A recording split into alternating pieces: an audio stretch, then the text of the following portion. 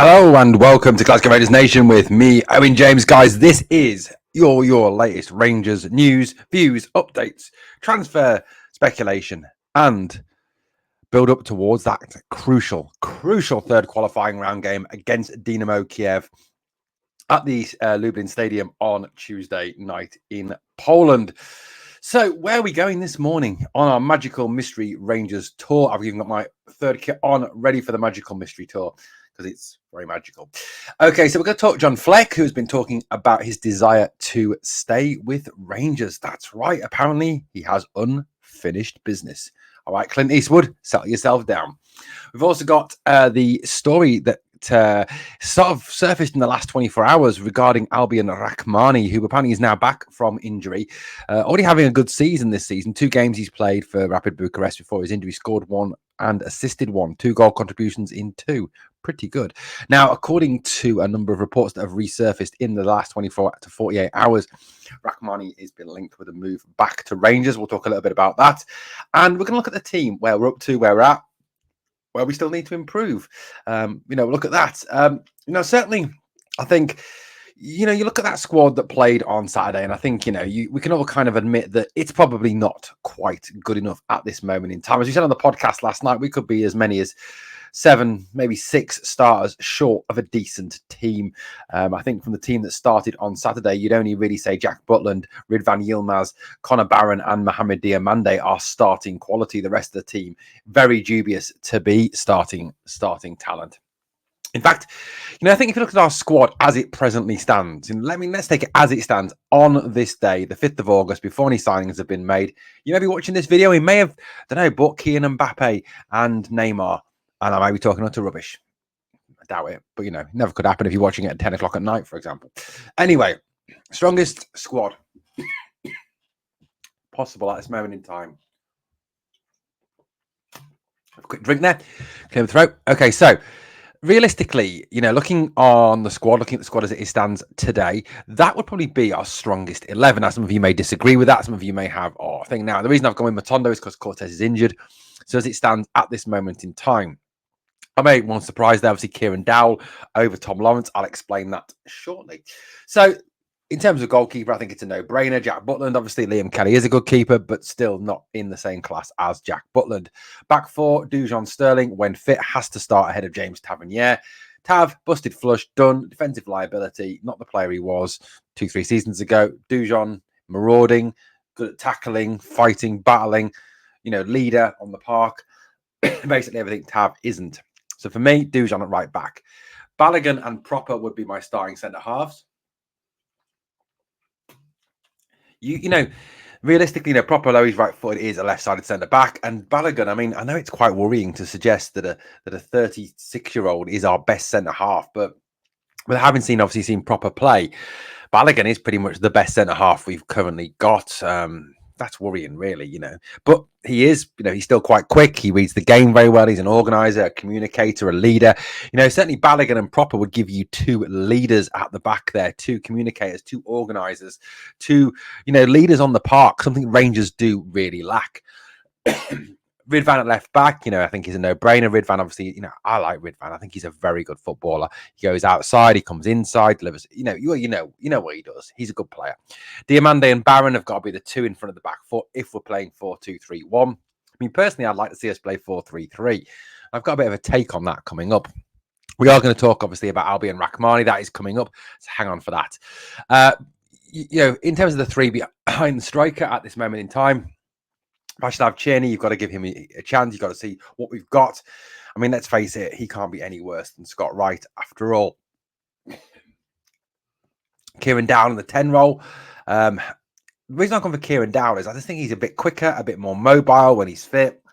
Just a bit of a better all-round player than Tom Lawrence. I think David Edgar put it best on Saturday after the game when he said that Tom Lawrence is okay when he doesn't have to run. Dowell, for me, would be more mobile, would offer a little bit more. He has played there for Norwich. He has played there in the Premier League. So Dowell, for me, and plus, he plays well. You can get that cool song out, couldn't you? Dow, dow, dow, dow, dow, and so on. I'm not going to say anymore. Matondo on the left side, because I know he's not great, but who else is there? Reed Ross is not really a left-sided player. Hefte, I suppose, is an option there. Cortez is injured again. Danilo obviously up front because at this moment in time, Danilo is probably our best option. Now, I don't know, it may be that he isn't long term, but we haven't seen enough of him yet to actually judge. And he's got to be better than Cyril Dessers. 3 more misses on Saturday. I know they weren't really bad sitters, but still 3 more misses. So that for me is the strongest possible squad. I mean, realistically, you're looking at it like this. I mean, this is what I would put as the team, as it stands, those good enough to actually play from the start. Jack Butland in goal, Dujon at right back. We still need a centre back to play alongside Proper, I honestly believe. Nothing against Big Leon, but I just think, at 36, can you really be depending on Big Leon game in, game out? Can he play 2-3 games a week? I don't think so. John Suter, not starting quality for me. Ben Davis is a bomb scare. So, realistically, I still think we need another centre half. Proper, obviously, we've got to hope that he comes through and produces. Rid van Yilmaz is our best left back. Now, I'd like to see a 4-3-3. I just think, we haven't got a decent 10 at the club, and I'd like to see us move away from that 10. Go for that front 3 that can rotate, that can move, that can be fluid, and give Dio more license to get forward. Give Dio more chance to be creative and get deeper up. I think Dio's passing, his ability to go past people would be freed up if he had 2 people, alongside him or in behind him. That 6 role that we're badly missing. It's almost like playing, I suppose, 2 6s and an 8, really. Barron has 1 6 and then another that we're still missing. We've obviously Kenny McLean was an option. That seems to have gone. The Joanne Jordan deal was on, that was off, and they never heard of us, and whatever you think. But that is still a massive missing key piece for me. As much as we miss a striker, and we do miss a striker, we've got to kind of get to the point that, we had 63% possession against Hearts on Saturday, but only created 3 chances. We are really lacking that metronome, that leader, that quarterback. And no, not bloody John Lundstrom. He's shit. We're missing someone else at that 6 role. That is the key piece for me in this team. That is the key thing we need to bring into this team is a 6. And that's why I've got that silhouette, for any of you ask. I think, we're missing a left winger. We need another winger. Obviously, Cortez is very unreliable in terms of injuries. And we're missing a number 9. We're missing a real clinical finisher. Someone who can put the ball in the back of the net on a regular basis. Is that Danilo? We've got to hope so. Is it Dessers? Of course it bloody isn't. I mean, look at the misses on Saturday. Genuinely look at them. So, let's move it along. So, could that man be Albion Rrahmani? Could it honestly be Albion Rrahmani? That's the question. Now, Albion Rrahmani is a player who has been persistently linked with a move to Rangers. There seems to be reports in the Romanian media, in the English media, in the Scottish media. This is a link that will not go away. This is a link that is constantly coming back. He's a player who is, clearly, looking at his records, looking at, watching him on tape. Such an old saying. I don't know. I get it from watching NFL for too long. He is a top player. He is a good player. He knows where the goal is. He's a finisher. He's kind of like I don't know. It's like taking a risk and getting the Kosovan Miovski, hopefully. I mean, that's what you kind of think. Obviously, Bojan Miovski, North Macedonian, Albion Rrahmani, Kosovan. It's kind of like looking at that's wild card, isn't it? Looking at those nations that are not the big flashy, nations like France and Spain, and Italy and Germany, and to some extent, obviously Switzerland, and now who've done very well, Holland, and so on and so forth. But it's looking beyond that, looking at those smaller nations, like Aberdeen did when they got Bojan Miovski. Could Albion Rrahmani be another Bojan Miovski? When we look at his records, he scores goals wherever he's been, really. His UEFA Conference League qualifiers in particular, they're pretty decent. They're pretty, that's unbelievable, really. But, the Kosovan Super League, he scored 23 goals in 49 games, 6 assists. That's where he began his career, 29 goal contributions in 49, better than 1 in 2. For Rapid, he's played, 17 games, 14 goals, 4 assists, 18 goal contributions in 17 games in the Super League. Now, I'm not saying the Romanian league is an unbelievable league, but let's face it, neither is the SPL. The championship group round of that Super League, he scored 4, 2 assists, 6 goal contributions in 10. So overall, 18 goals in 27 games, 6 goal contributions. That's 24 goal contributions in 27 games.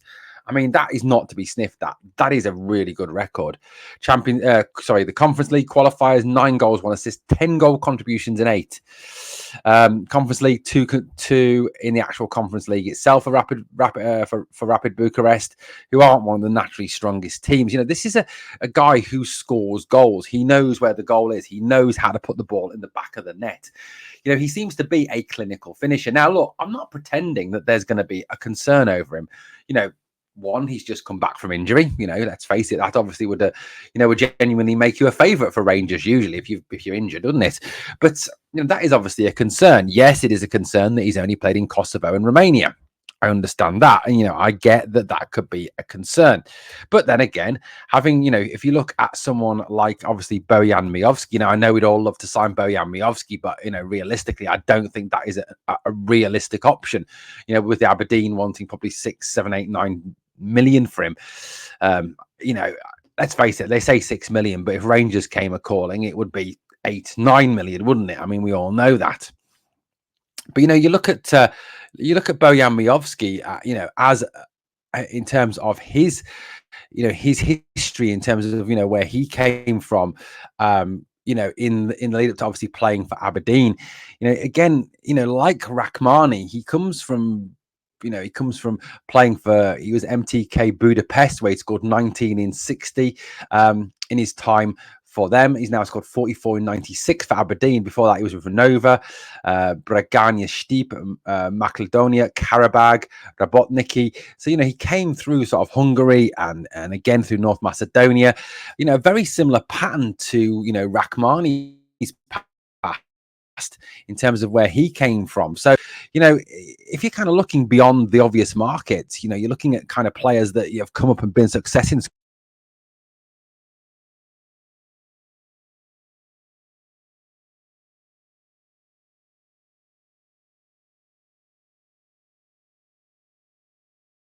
He's only scored goals in Romania, but look, anywhere, any striker is a risk. Even if you went to the Premier League and bought a striker, it's still a risk.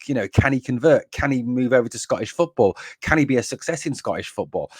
It's always a risk. It is a massive risk. But, Rrahmani seems like a decent option. Now, I'm not saying there's any truth in this. There may not be, but it just seems, that it keeps coming up time and time and time again. And the current rumour is that that Rapid wants somewhere between 4.2 and 5.1 million with a 20% sell-on clause. Now, is that realistic for Rangers? It could well be, that we could actually somehow scrape together those funds. You've got to kind of speculate to accumulate at times. And maybe, just maybe, this Rrahmani could be the deal we're looking for. It could be the player we're looking for. It really could be. So, look, it's an option. It's an absolute option. And it does seem strange that it keeps coming up. Now, Rrahmani is also a young player as well. He's a player who, if he continues at the same rate of development, I know it's another if, could be worth a huge amount of money in the future. Whereas someone like Shankland at 29, which I don't think is a realistic option. I don't think he's going to come. Isn't going to get a huge amount of value going forward. So for me, this could be a decent deal for Rangers. It genuinely could. And it just seems very interesting that it has resurfaced yet again. Okay, so let's talk a bit of John Fleck. Now, look, I know a lot of people don't want him at the club. Some people do want him at the club. I think it's good that Rangers have obviously offered him a home, offered him a place to train whilst he's overcoming this injury. Obviously, at the moment, he is currently without a club. In terms of his career, he's played for Sheffield United, he's played for Coventry, played for us, played for Blackpool, played for Blackburn. The majority of his appearances coming for Sheffield United, 278 of those, 182 for Coventry. But let's face it, we can't hold that against him. Somebody's got to go to Coventry, even though it is one of the worst places in the world. Rangers, 57 appearances, 3 goals, 5 assists. Blackpool, 8 and 1. Jesus, the poor lad's been some places, hasn't he? Blackpool, the armpit of Great Britain, and Blackburn as well. Just listen to what Jason Manford's got to say about Blackburn. That's all I'll say about Blackburn. But, he's without a club. Now, it's good that, obviously, Rangers have given him the chance to train with us. It's nice that we look after our former players. Now, John Fleck has been talking to the media about being with Rangers, about training with Rangers. And he has spoken out, as regards what his future says. Now, he said, do I have unfinished business with Rangers? He said, that's not for me to say. My aim now is to carve out something special in my career, and there are options. I have offers in Europe and England, and now I need to find the right club to kick things on. This is what he said on an interview he gave to The Record on Saturday. He said, I've always said it would be a dream of mine to come back to Rangers, and nothing changes in that regard. I said that if the chance came further down the line, I'd love to come back, and then I'd love it, to be honest. Who wouldn't? This is Glasgow Rangers we're talking about, a club which is ingrained in my heart. Now, look, I know the one attractive option with John Fleck is, well, two actually. There's two attractive options. Is number one, he knows the club. Number two, he's free. I suppose number three, as well, as he kind of fills an option in terms of bringing in some experience to the central midfield position. However, personally, my personal opinion on this, and some of you may differ on this, some of you may say, well, just give him a crack. What have you got to lose? I mean, I think the issue we've got here is, what wages is he going to want? This is a guy coming from the EFL Championship where wages are, substantial wages are paid. This is a guy whose injury history is fairly bad. I did a bit of research, into his injury history. 2019, 2020, missed 25 days whilst at Sheffield United, a hamstring injury. 1920 then had what was described as a knock, missed two days, then missed 12 days, another knock in 2019, 2020. 1920 missed 10 days with a knock, then got a groin injury in 2020, 21, missed 14 days. Then it got worse, back injury, 2020, 2021, 41 days missed. Coronavirus, you can't really blame him for that, 14 days missed. And now he's had this shin injury, which has kept him out for 169 days. So, is he going to get back to being the player he was? Is he going to get back and return to being, a player of any quality after missing that amount of time? It's going to take him a long time to get back match sharp, match fit. Something that perhaps we haven't got. He's also, 32 years old. That's it's a risk taking on someone of that age. I know we've signed some more experienced players recently, but this is a guy with a bad injury history. And if you look back across those seasons, 2023, 2024, he missed 169 days. 2020-21, 69 days. He had 3 injuries, missed 15 games. 19-20, 49 days, 4 injuries, 7 games missed. It's just, for me, that as he's got older, he's obviously been more injury prone, and he's kind of turned into a sort of Ryan Jack-esque character. Yes, it's nice that he wants to come back to the club. Yes, it's nice that he obviously has an affection for Rangers, but I really do hope that this is not something the board are considering and the club are considering signing him. I just think that this would be kind of doing it on the cheap. Hopefully there's better options out there. Hopefully there's someone else we're going for. Nothing against John Fleck. He's a great guy. Great guy, but for me, he's just not for Rangers at this point. Not. This is not the right time for him to come back, and I don't think he will ever come back, really. And some of you might think that's a stupid take. Some of you might want him back, and that's fine if you do. Let me know if you do in the comments. But overall, I just don't think it will be a good move for Rangers to bring him back. Right, guys, we will be back tonight at 8:30 with the build-up ready for, obviously, the Dynamo Kiev game on Tuesday night, which is live here on the channel.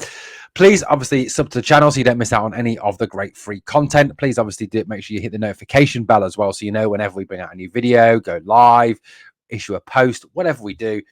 Please, obviously, help us to keep on growing. This is what I want to do full time. I want to be the Rangers Mark Goldbridge. Help me get there. Thank you for watching. As always, 2 things I ask of you on the way out. Number 1, smash that like. Number 2, remember always, we are the people.